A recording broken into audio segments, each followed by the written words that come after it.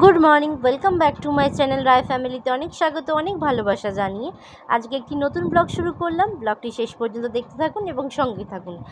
আর তো নিশ্চয়ই সবাই খুব ভালো আছো, সুস্থ আছো। আমিও খুব ভালো আছি, সুস্থ আছি। তো আজকে শুরুটা তোমাদেরকে মাছ দিয়ে দেখালাম। তো আমার শাশুড়ি মা সকালবেলা গিয়ে মাছগুলো কিনে নিয়ে এসছে, আর কোনো বাজার থেকে নয়, এখানে পুকুরে মাছ ধরতে এসেছিলো। তো সেখান থেকেই ওই যারা মাছ ধরে তাদের থেকে নিয়েছে। তো এরকম জ্যান্ত পুকুরের মাছ কিন্তু খুব টেস্টি হয়, তো সেই জন্য কিনে নিয়ে চলে এসছে। তো এরকম আমি তো কাটতে পারি না, তো আমাকে কেটে দেয়। তো চলো তোমরা ভিডিওটা শেষ পর্যন্ত দেখতে থাকো।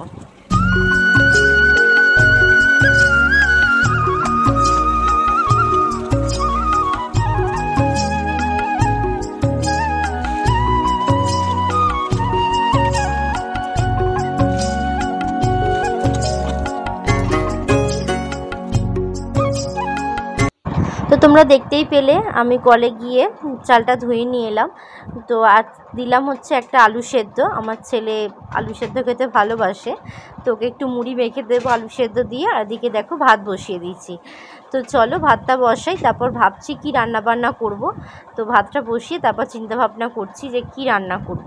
এটা একটা সবথেকে বড় হেডেক। তো দেখো প্রেশার কুকারটা আটকে দিচ্ছি, এক হাতে ফোন ধরে আছি, এক হাতে আটকাচ্ছি, তাই একটু অসুবিধে হচ্ছে। তো চলো, এই দেখো চলে এলাম ফ্রিজের কাছে। তো ফ্রিজটা খুলে দেখছি, ভাবছি যে তখনও ভাবছি যে কী রান্না করা যায়, কী রান্না করা যায়। নিয়ে নিলাম পাট শাক, আর ভাবছি যে আর কি করা যায়। তো ভেবে ভেবে ভাবলাম ঢ্যাঁড়সটাই নিই। তো ঢ্যাঁড়সের তরকারি আর হচ্ছে শাক ভাজা করবো, তারপর ভাবছি কি করা যায়। তো চলো আমি ততক্ষণ ভাবতে থাকি আর কুটনোগুলো কুটি, তারপরে আসছি তোমাদের সামনে। তোমরা ভিডিওটা স্কিপ না করে শেষ পর্যন্ত দেখতে থাকো।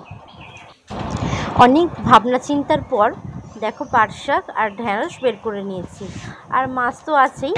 তো ফ্রিজ থেকে যতটুকু আমার দরকার আজকে রান্নার জন্য ততটুকু বের করে নিলাম, আর বাদবাকিটা আবার প্লাস্টিকে ভরে ফ্রিজে রেখে দেবো। তো তার মাঝখানে এবার ফাঁকে ঘরে চলে এলাম। দেখো আমার মাম্মা তখনও ঘুমোচ্ছে। তখন অবশ্য সকালবেলা মাম্মার ছুটি স্কুল, তাই মাম্মা ঘুমোচ্ছে, তাই ওকে আর ডাকিনি। ওর যখন ঘুম ভাঙবে ও তখন উঠবে। তো চলো মাম্মা এদিকে ঘুমুক, আমি তাড়াতাড়ি চটপট কাজগুলো সেরে নিই। এখন বাজে দেখো 8:15, তাই তোমাদেরকে ঘড়িটা একবার দেখিয়ে দিলাম। আমি আবারও চলে এলাম রান্নাঘরে। তো দেখো ছুরিটা করেই ভাবছি ঢ্যাঁড়সগুলো কেটে নিই। তো আগে জল দিয়ে ধুয়ে নিয়েছিলাম, তারপরে ঢ্যাঁড়সগুলো দেখো স্ল্যাপের ওপর রেখে কেটে নিচ্ছি। তো ওদিকে ঢ্যাঁড়স কাটাও হয়ে গেছে, আর এদিকে পাট শাকটাও বেছে নিচ্ছি। পাট শাকটা বেছে নিয়ে তারপরে কুটবো। পাট শাকটা এখনও ধোয়া হয়নি।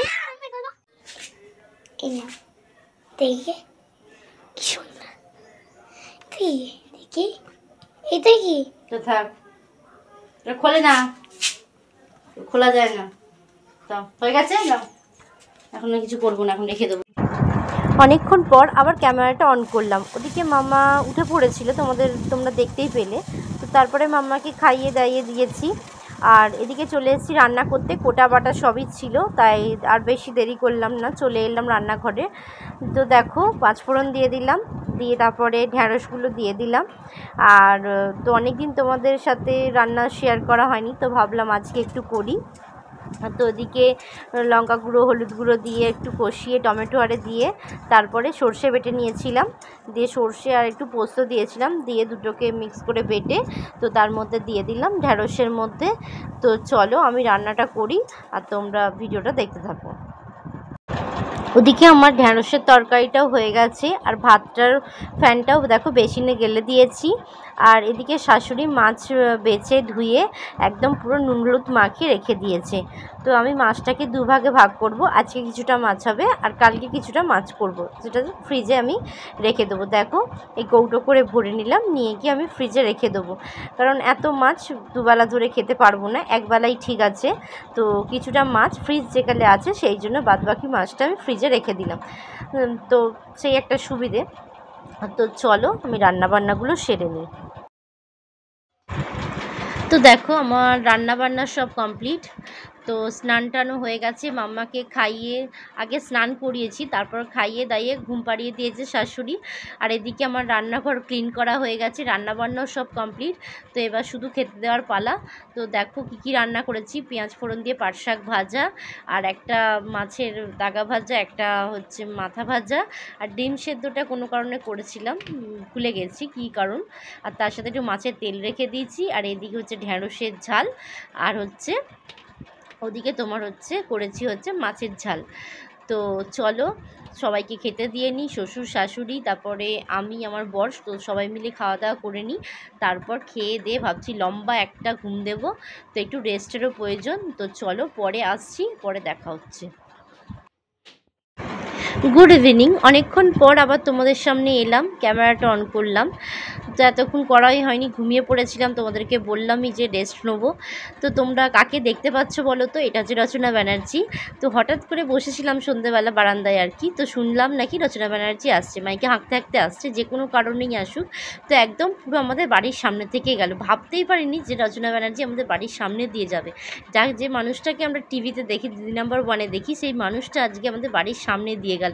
মানে কোনো রকমে তাড়াহুড়ো করে যেই শুনেছি আসছে, কোনো রকমে চলে এসেছি বাইরে। তো চলো আজকের ব্লগটা আমি এই পর্যন্তই রাখলাম। তো রচনা ব্যানার্জিকে দেখিয়ে আজকের ব্লগটা আমি শেষ করলাম। সবাই খুব ভালো থেকো, সুস্থ থেকো, গুড নাইট।